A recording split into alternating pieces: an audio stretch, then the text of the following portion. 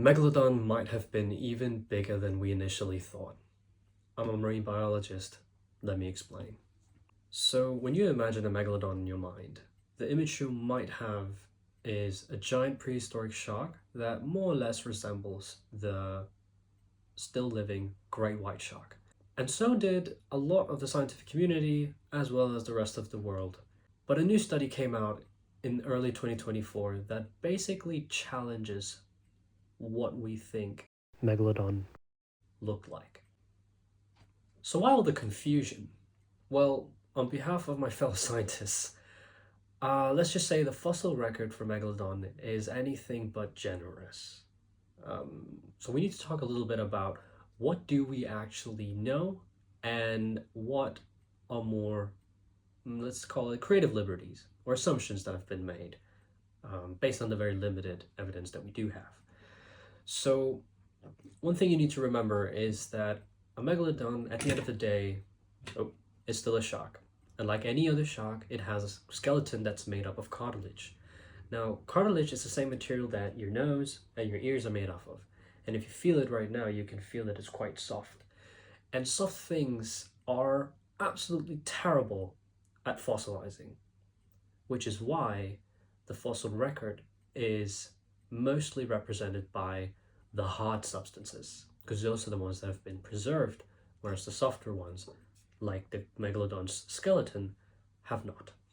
We have a bunch of teeth, and for a long time that has been our main piece of evidence of megalodon even existing and everything else we know about it. However, there are a few vertebrate specimens that do exist, but they are incredibly rare.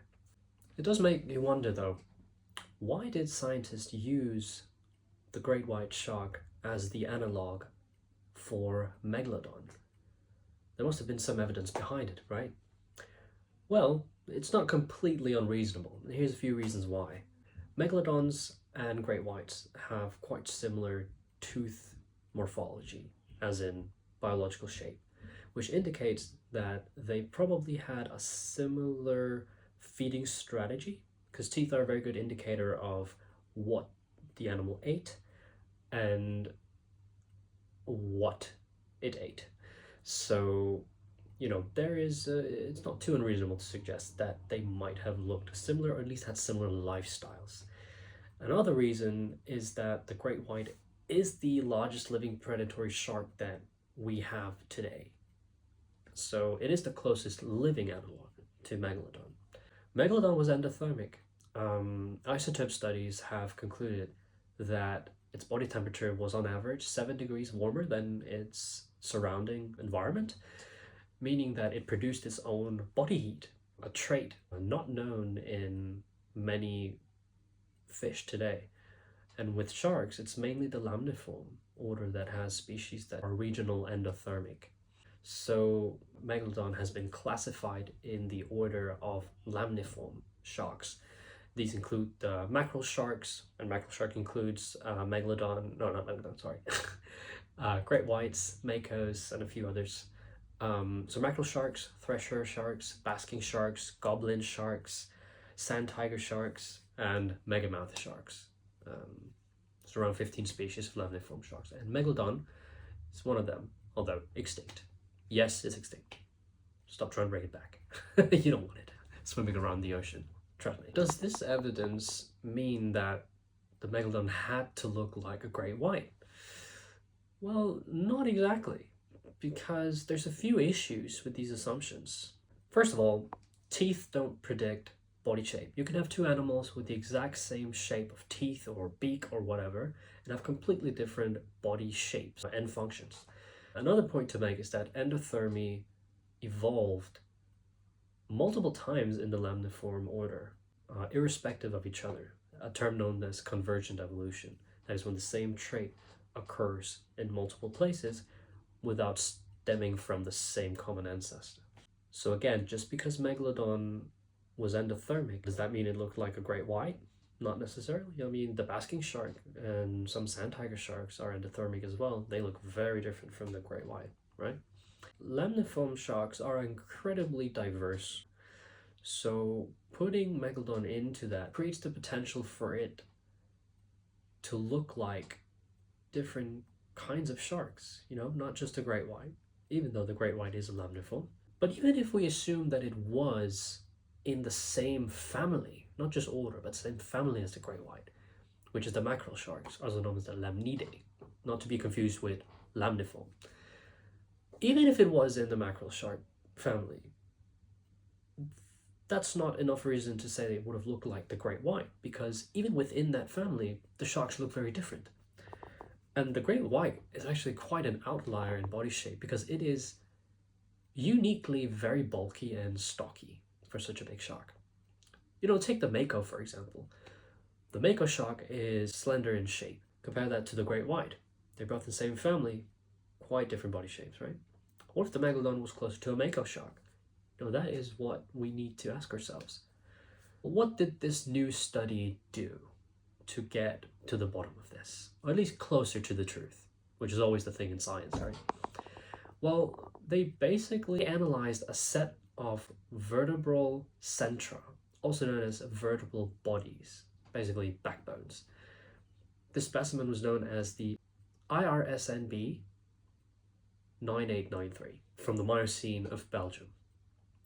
It consisted of 141 vertebrae centra, or vertebrae bodies, and they used it to basically apply an outdated idea.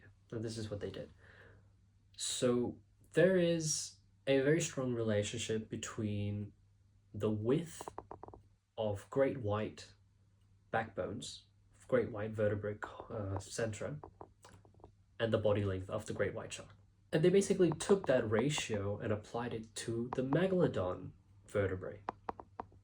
And when they did that, they got out a potential body length of the Megalodon based on the vertebrae widths.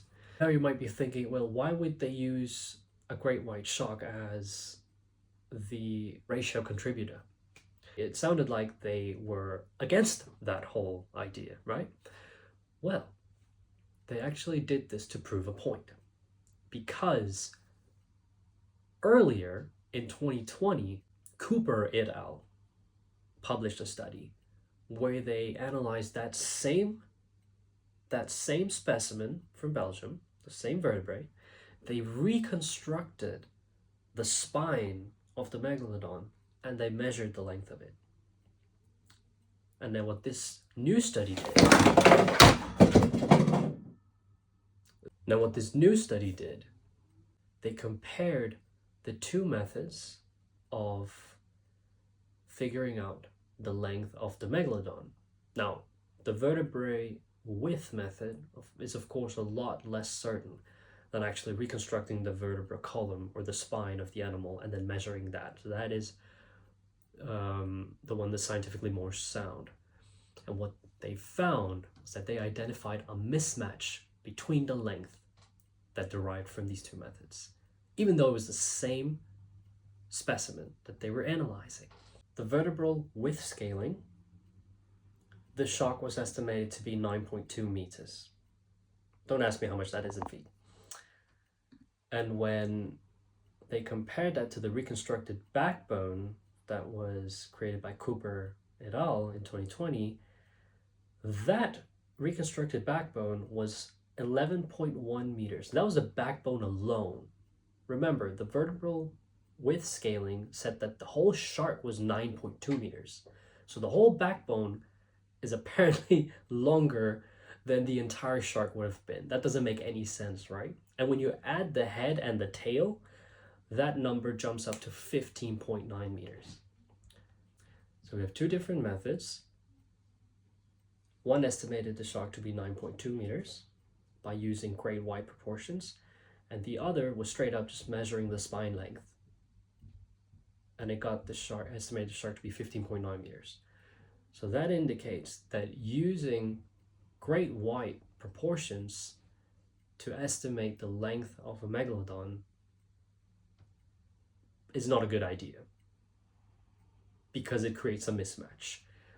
Now that means that the megalodon must have been longer or had a more elongated body compared to a great white shark. This is the crucial piece of the puzzle. It's not that the study came up with a definitive size, although we can use this new knowledge. Okay, if the Megalodon was longer than previously thought, well, that means that other megalodons that have been estimated, like the biggest one was around 20 meters. Well, that means if we apply that same elongated body theory to that specimen, then it would have been even longer, right? So what's the real takeaway here? Well, the idea that Megalodon looked like a really big great white shark is based on assumptions, and in some cases even outdated science. The reconstructed vertebral column points to a Megalodon that was more elongated in body shape compared to a great white. And in light of this new evidence, Megalodon could have grown to an astonishing 24 meters. That's almost 80 feet in length. I mean, that is just absolutely crazy to think about. Can you imagine such a big shark swimming around in the ocean today? Incredible. So what did we learn from this? Well, assumptions can turn into fact given enough time. If you say something enough times, people will think it's true. And the more time that passes, less and less will question that knowledge, because more people just accept it. We need to question things. The things we think we know might actually just have been assumptions that somewhere along the way turned into facts, and we just forgot about it. It also highlights that science is an ongoing process, so we need to be careful about making very hard conclusions. Anyway, that's all for me. Thank you for watching.